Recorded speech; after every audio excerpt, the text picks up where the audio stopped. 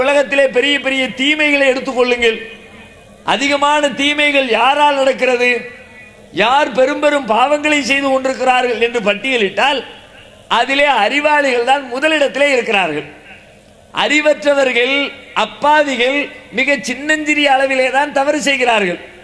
அறிவாளிகள் தான் தங்கள் அறிவை பயன்படுத்தி நுணுக்கமான முறையிலே ஒரு அறிவற்ற ஒரு சாதாரண பாமரன் ஒருவன் வீட்டை உடைத்து பூட்டை உடைத்து உள்ளிருக்கிற பொருளை திருடி செல்லுகிறான். இது ஒரு பாமர திருடன் செய்கிற வேலை. அதிலே அறிவு படைத்த திருடனாக இருந்தால், தொழில்நுட்பம் குறித்த ஞானம் பெற்ற திருடனாக இருந்தால், அவன் அமர்ந்த இடத்திலே அமர்ந்து கொண்டு கம்ப்யூட்டரை பயன்படுத்தி பல கோடிகளை பல மில்லியன்களை ஒரு சில நிமிடங்களிலே திருடி விடுகிறான். இந்த அறிவுதான் அவனை மிகப்பெரிய திருடனாக ஆக்கியிருக்கிறது. இப்படி எந்த தீமைகளின் பின்னணியில எடுத்து பார்த்தாலும் பெரும் தீமைக்கு சொந்தக்காரனாக யார் இருக்கிறார்? ஒரு அறிவாளி தான் இருக்கிறார். குடும்பத்திலே திருமணத்தை செய்கிற பொழுது மனைவியிடத்திலே வரதட்சணை வாங்கக்கூடாது என்பது ஒரு சாதாரண அறிவு. இதனை கற்றுக் கொடுப்பதற்காக வேண்டி யாரும் வர வேண்டிய அவசியம் இல்லை. ஒரு மனிதன் அவனளவில் சிந்தித்தாலே இதை புரிந்து கொள்ள முடியும். அவளும் நானும் திருமண பந்தத்திலே இணைகிறோம், இரண்டு பேரும் இல்லற இன்பத்தை பங்கிட்டுக் கொள்கிறோம், குடும்பத்தினுடைய முன்னேற்றத்திற்காக பல்வேறு ஏற்பாடுகளை போட்டு வைத்துக் கொள்கிறோம். இதை செய்வதற்காக ஒரு பெண்ணிடத்திலே நீ எனக்கு பணம் தர வேண்டும் என்று கேட்பது எந்த வகையில் நியாயம்? நியாயமே இல்லை என்று அறிவு சொல்கிறது. ஆனால் இந்த அறிவை மிஞ்சிக் கொண்டு வரதட்சணையில் மூழ்கி கிடக்கிறவர்கள் யார்? படிப்பறிவில்லாதவர்கள் 5 லட்சம் 10 லட்சம் என்று வரதட்சணை வாங்கினால், படித்தவர்கள், பொறியியலாளர்கள், மருத்துவர்கள் கோடிக்கணக்கான ரூபாய்களை வரதட்சணைகளாக பெற்றுக் கொண்டிருக்கிறார்கள்.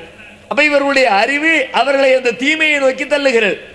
இன்றைக்கு தமிழகத்திலே, இந்தியாவிலே எடுத்துக்கொண்டால் கூட மிகப்பெரிய படிப்பாக மக்கள் எதை கருதுகிறார்கள்? மருத்துவத்தை தான் கருதுகிறார்கள். மருத்துவம் படிப்பதைத்தான் பெரிய கனவாக, லட்சியமாக கருதுகிறார்கள். சின்னஞ்சிறு வயதிலேயே குழந்தைகளுக்கு அதை சொல்லிக் கொடுக்கிறார்கள். நீ என்னவாக வேண்டும் என்று விரும்புகிறாய் என்று கேட்டால் பெற்றோர்கள் சொல்லிக் கொடுக்கிற பதில் நீ மருத்துவராக வேண்டும், பெரிய டாக்டராக வேண்டும். இதுதான் கேட்கப்படுகிற கேள்விக்கு முதலிலே சொல்லுகிற பதிலாக இருக்கிறது. மருத்துவர் என்பது ஒரு லட்சிய கனவாக, படிப்பிலே உயர்ந்த படிப்பாக, தொழிலே சிறந்த தொழிலாக இந்திய சமூகத்திலே கருதப்படுகிறது. இன்றைக்கு இருக்கின்ற துறைகளிலே அதிகம் ஊழல் நடக்கிற, அதிகம் ஏமாற்று நடக்கிற, அதிகம் பித்தலாட்டம் செய்கிற இப்படிப்பட்ட மனிதநேய விரோதிகள் கூட உலகத்தில் இருப்பார்களா என்று கற்பனை செய்து பார்க்க முடியாத அளவிற்கு பெரிய பெரிய மோசடிகள் எங்கே நடக்கிறது, யார் செய்கிறார் என்று பார்த்தால் அதிலே முதலிடத்திலே மருத்துவர்கள் தான் இருக்கிறார்கள். அவருக்கு நிகராக வேறு யாரும் மோசடி செய்ய முடியாது.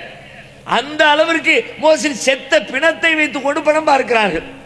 சாக கிடக்கிறான், அதிலே எவ்வளவு சம்பாதிக்க முடியும், எப்படி அவனுக்கு உதவ முடியும் என்று சிந்திப்பவர்களை விட, அவனை எப்படியாவது மருத்துவம் செய்து காப்பாற்றி விட வேண்டுமே என்று நினைப்பவர்களை விட, இந்த தருணத்தை பயன்படுத்தி, நெருக்கடியை பயன்படுத்தி இந்த குடும்பத்தாரிடத்திலே எத்தனை கோடிகளை கறக்க முடியும் என்று திட்டமிடுகிற மருத்துவர்கள் தான் இன்றைக்கு இந்திய அளவிலே அதிகமாக இருக்கிறார்கள்.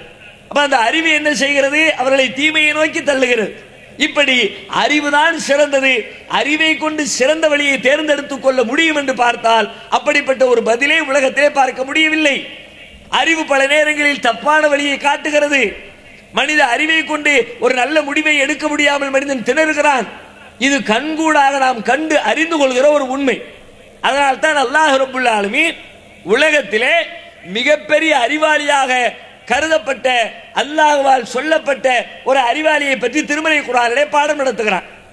உண்மையிலே ஒரு மனிதன் அவனுடைய சொந்த அறிவை கொண்டோ அல்லது பிற மனிதனுடைய அறிவை பயன்படுத்தியோ நேரிய வழியை பின்பற்றிவிட முடியும் என்று சொன்னால் அதற்கு மிகச்சிறந்த எடுத்துக்காட்டு முதலாக படைக்கப்பட்ட நபி ஆதம் அலைஹிஸ்ஸலாம்.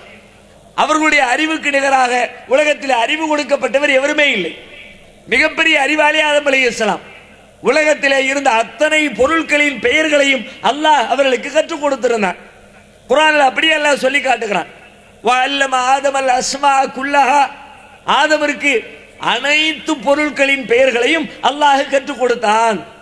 எல்லா பொருளுடைய பெயரும் தெரிஞ்சவர் யாராவது இருக்கிறோமா? இன்னைக்கு நாம நம்முடைய சமகாலத்தில் நாம் இருக்கிற இந்த இடத்துல எத்தனையோ பொருட்கள் இருக்கிறது. இருக்கிற எல்லா பொருளுடைய பேரு நமக்கு தெரியுமா? ஒரு மைக் இருக்கிறது, இந்த மைக்குள்ளே ஆயிரக்கணக்கான பார்ட்ஸ்கள் இருக்கிறது. லைட் இருக்கிறது, லைட்டுக்குள்ளே பல்வேறு பொருட்கள் இருக்கிறது. ஒரு கேமரா இருக்கிறது, கேமராவிற்குள்ளே பல பொருட்கள் இருக்கிறது. நாம் அணிந்திருக்கிற ஆடை, ஆடையிலே பல தொழில்நுட்பங்கள் இருக்கிறது. அதிலே பல்வேறு விதமான தொழில் மாறுபாடுகள் இருக்கிறது. அதிலே தையல் இருக்கிறது, தையலுக்கு பல்வேறு வகையான பெயர்கள் இருக்கிறது. அணிந்திருக்கிற செருப்பு இருக்கிறது, செருப்புக்குள்ளே இருக்கிற பல்வேறு தொழில்நுட்பங்கள் இருக்கிறது. இப்படி நாம் அணிகிற ஆடை, நாம் பயன்படுத்துகிற செருப்பு, கையிலே இருக்கிற செல்போன், கையில் கட்டி இருக்கிற வாட்சி, பயன்படுத்தி கொண்டிருக்கிற கர்ச்சிப்பு, உட்கார்ந்து இருக்கிற சேரு, எரிகின்ற லைட்டு, அருகிலே இருக்கிற மரம், கட்டி இருக்கிற வீடு என்று நம்மை சுற்றி இருக்கிற பொருட்களிலே கூட அந்த பொருட்களுக்குரிய அனைத்து பெயர்களும் உங்களுக்கு தெரியுமா? நம்முடைய வீட்டிலே இருக்கிற பொருட்கள் என்ன? எல்லா பொருளுடைய பெயரையும் சொல்லுங்க பார்ப்போம். சமையல் கட்டில் வச்சிருக்கிற சமையல் பாத்திரத்து பேரை சொல்லுவீங்க, மளிகை சாமானுடைய பேரை சொல்லுவீங்க. அதை அடுக்கி வச்சிருக்கிற செல்ஃப்ல ஒரு டைல்ஸ் ஒட்டியிருப்பீங்கள, டைல்ஸுக்கு பேர் என்ன தெரியாது. ஒரு கிரானைட் ஒட்டியிருப்பீங்கள, அதுக்கு பேர் என்ன தெரியாது. அதுல ஒரு பெயிண்ட் அடிச்சிருப்பீங்கள, பெயிண்ட்டுக்கு பேர் என்ன தெரியாது. ஏன் தெரியாது? அவ்வளவு இருக்கிறது. நாம் பயன்படுத்துகிற பொருட்களிலே கூட பல பொருட்களின் பெயர் தெரியாமல் நமக்கு இருக்கிறது. ஆனால் ஆதம் அலைஹிஸ்ஸலாம் அவர்கள் காலத்திலே இருந்த எல்லா பொருட்களின் பெயர்களும் அறிந்தவர்களாக இருந்தார்கள். இது இறைவனை கொடுக்கிற வாக்கு மூலம். அப்படியானால் உலகத்திலே மிகப்பெரிய அறிவாளியாக அல்லாஹ் அறிவிக்கின்ற மனிதர் முதல் மனிதர் ஆதம் நபி. இந்த ஆதம் அலைஹிஸ்ஸலாம் அவர்களுக்கு அல்லாஹ், நீங்கள் உங்களுக்கு நான் அறிவை தந்திருக்கிறேன், இந்த அறிவை பயன்படுத்தி நேரிய வழி எது, தப்பான வழி எது என்பதை கண்டுபிடித்து நேரிய வழியில் செல்லுங்கள் என்று இறைவன் கட்டளை பிறப்பிக்கவில்லை. அவருடைய அறிவை பயன்படுத்தி வாழுகிற வாழ்க்கை முறைக்கு ஆதம் நபிக்கு அல்லாஹ் அனுமதி கொடுக்கவில்லை. ஆதம் அலைஹிஸ்ஸலாம் அவர்களுடைய ஜன்னத்திலிருந்து பூமிக்கு வெளியேற்றப்படுகிறார்கள். அல்லாஹ் சொல்லுகிறான், இஹ்பிது மின்ஹா ஜமீஆ, நீங்கள் இங்கிருந்து இறங்குங்கள். ஃபைம்மா யஅதியன்னகும் மின்னி ஹுதன், உங்களுக்கு என்னிடமிருந்து வழிகாட்டுதல் வரும். ஃபமன் தபியா ஹுதாய ஃபலா ஹௌஃபுன் அலைஹிம் வலா ஹும் யஹ்ஸனூன், என்னுடைய நேர்வழியை யார் பின்பற்றுகிறாரோ அவருக்கு எந்த கவலையும் இல்லை, அவர் எதற்கும் பயப்படவும் மாட்டார் என்று ஆதம் அலைஹிஸ்ஸலாத்துக்கு அல்லாஹ் கட்டளையிடுகிறான். உலகத்திலே முதலாக மனித குலத்திற்கு வழங்கப்பட்ட முதற் கட்டளை இதுதான். இறைவனிடமிருந்து, அல்லாஹ்வாகிய என்னிடமிருந்து உங்களுக்கு செய்தி வரும், வழிகாட்டுதல் வரும், அந்த வழியை பின்பற்றுங்கள், அதுவே உங்களை பயமற்ற முறையிலே கவலையற்ற முறையிலே வாழ வைக்கும் என்று முதற் செய்தி அந்த செய்தி தான். தொழுகையோ நோன்போ ஜக்காத்தோ ஹஜ்ஜோ கொடுக்கல் வாங்கலோ தான தர்மமோ இவை அனைத்தும் அதற்கு பிறகுதான்.